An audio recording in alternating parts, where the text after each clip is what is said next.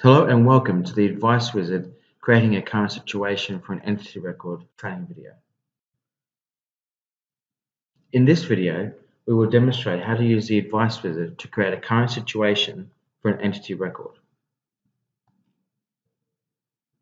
We can access the Advice Wizard from the dashboard by clicking on Advice Wizard as shown here. If you are currently working on an entity record and are in either the snapshot or details screens, clicking on Advice Wizard will take you straight to the Scenario Manager and load the client. Here we have the Scenario Manager. Here is where we will be creating our current situation. Since there are no scenarios created in here, we will click on New Scenario. First, we give it a name. Now we have the opportunity to select related entities that are going to be scoped in for this advice. This is particularly useful if you wanted to scope out a member of the entity group.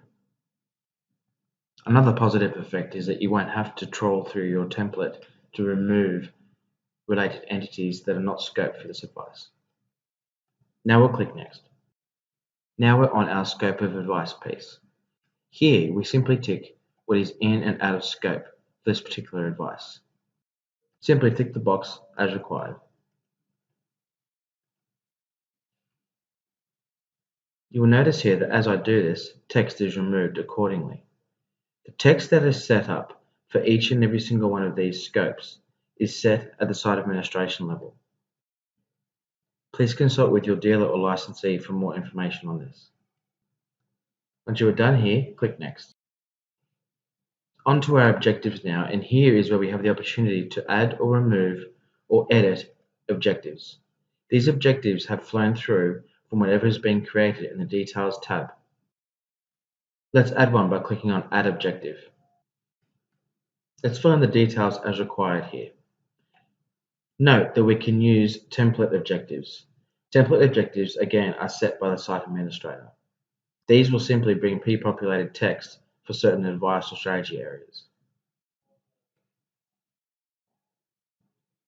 Once you are done adding any objectives that you did not have, or editing ones that have come through from the CRM, click Next. The next screen is the risk profile. Here is displayed the current risk profile that's been selected in CRM. We also have the opportunity to change the representation of the asset allocation graph. In addition, we can also go through a new risk profile questionnaire. We can also use the drop-down list here. Click Next to continue. This screen is the Fact Find screen. It functions in exactly the same way that the Details tab of the CRM does. Changes made to any of the areas here are automatically updated in the background, so you don't have to worry about entering the details twice. Once you have made any changes and double-check the information, click Next. Now we are presented with the Portfolio Recommendation screen. This area will bring through all the information pertaining to existing incomes and existing expenses for cash flow, ordinary investments, superannuation and pensions, insurance, loans, and fees. Since this is our current situation, we don't yet want to add any recommendations, so simply let's click Next. In the projection screen, the first order of business is to check our settings. Here is where we can apply some settings to our projection assumptions and the way in which the projections are calculated. Again, since this is our current situation, you wouldn't want to be changing any of the sections in here. The next area is the Assumptions area. The first tab here is the General Assumptions tab. This shows us ATO and Centrelink related assumptions.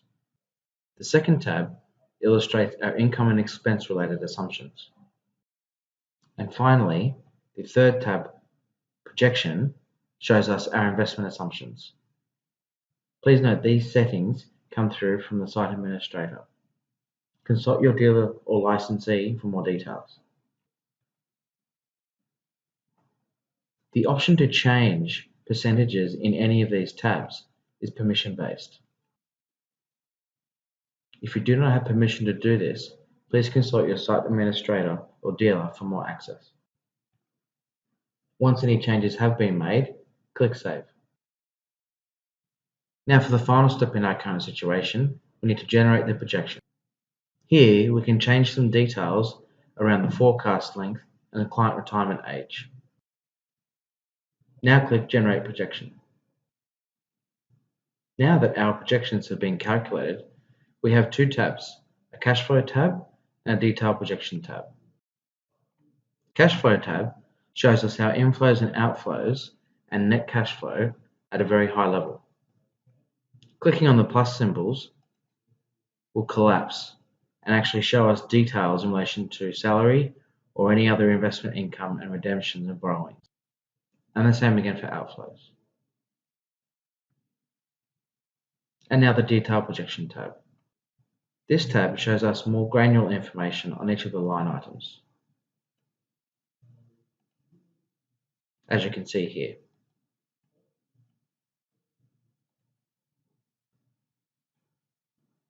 We have now completed our current situation. At this point, we're now ready to create a recommended scenario, so we can click on Scenario Manager straight away. This concludes the training video. Please watch the next set of videos showing the different types of advice that can be recommended through the optimization parts of the advice.